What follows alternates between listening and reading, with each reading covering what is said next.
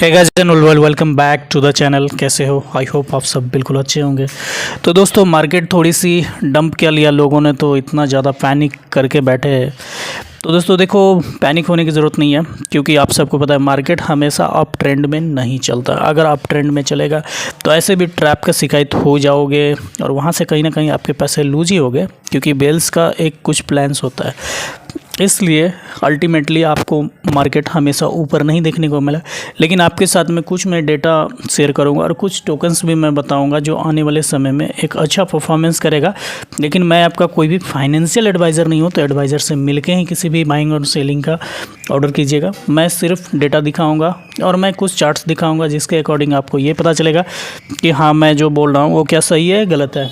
बाद बाकी आपको कैसा लगता है मेरा फुल एनालिसिस आप मुझे कमेंट करके बताना। अभी मेरे अकॉर्डिंग देखो, यहाँ पे मार्केट जो है थोड़ा सा और नीचे आना चाहिए। ठीक है, अभी ऑलमोस्ट देख रहे हो कि 1,13,000 के लमसम में है। ठीक है, अगर ये 1,09,000 को तोड़ता है तो मार्केट बहुत नीचे आ सकता है, ये भी ध्यान रख लेना। ठीक है, लेकिन अभी मैं प्रॉपर चार्ट के ऊपर काम नहीं करूँगा, क्योंकि वीडियो थोड़ी बहुत लंबी हो जाएगी।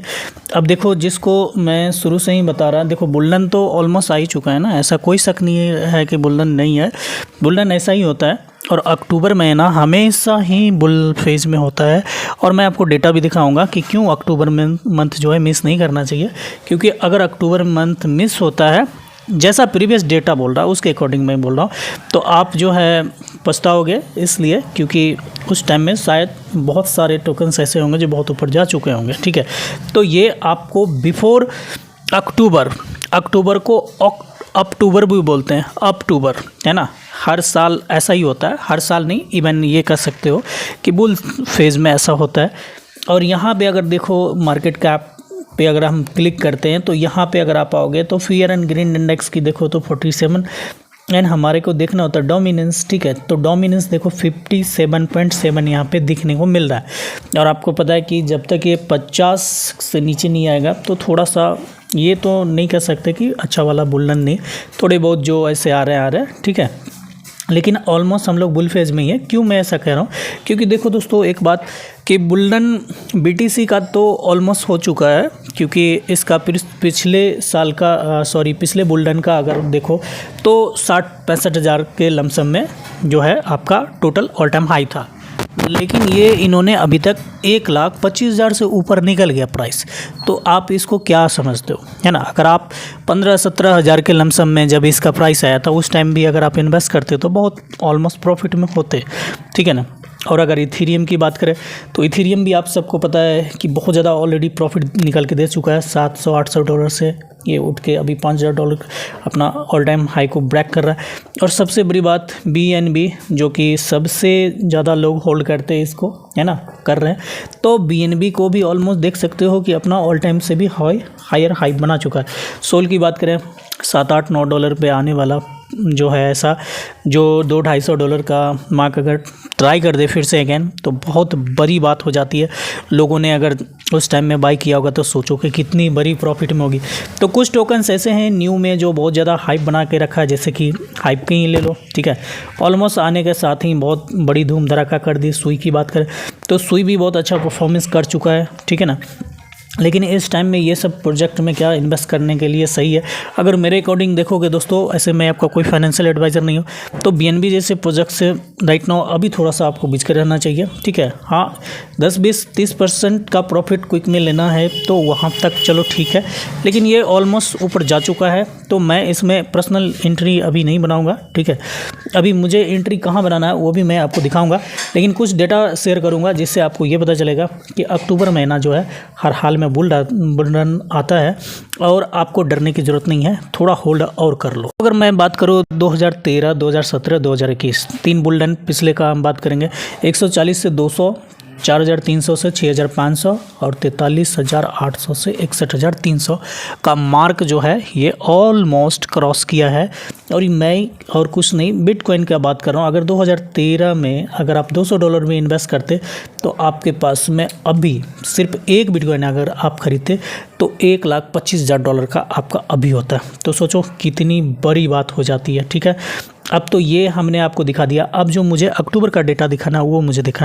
दोस्तों देखो, ये अक्टूबर महीने का डेटा है और डेटा में क्या 2015, 16, 17, 18, 19, 20, 21, 22, 23 और ये छोटा सा 24। ठीक है, ये 24 का है और ऑलमोस्ट अभी चल रहा है 25। तो 25 का अक्टूबर महीना आया नहीं है क्योंकि ये डेटा अक्टूबर का है।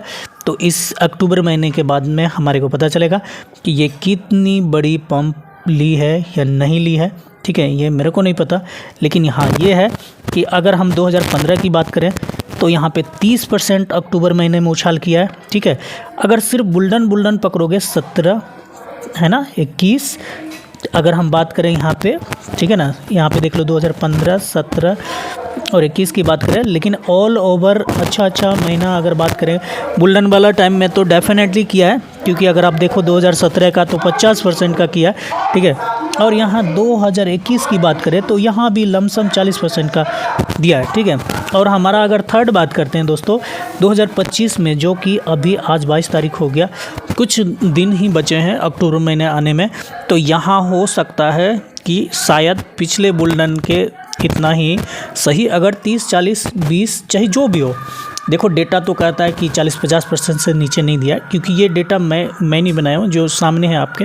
ठीक है, बुल फेज का तो ये इतना तक तो जाता है। ठीक है, अगर ये डेटा सही है तो आप इतना ध्यान रखो कि अक्टूबर महीना बिल्कुल मिस नहीं करना और जो भी होल्डिंग्स है उसमें अमूमन प्रॉफिट करके ही निकलना मच बेटर होगा। अभी मैं आपके साथ में कुछ टोकन्स ऐसे शेयर करना चाहूँगा जिस पे मैं बुलिश हूँ और बहुत अच्छा प्रॉफिट मिल सकता है। तो बात करेंगे शॉर्ट टाइम में और लॉन्ग टर्म पर्सपेक्टिव से, दोनों ही पर्सपेक्टिव से अगर मैं बात करूँ तो कुछ टोकन्स ऐसे जैसे WLFI।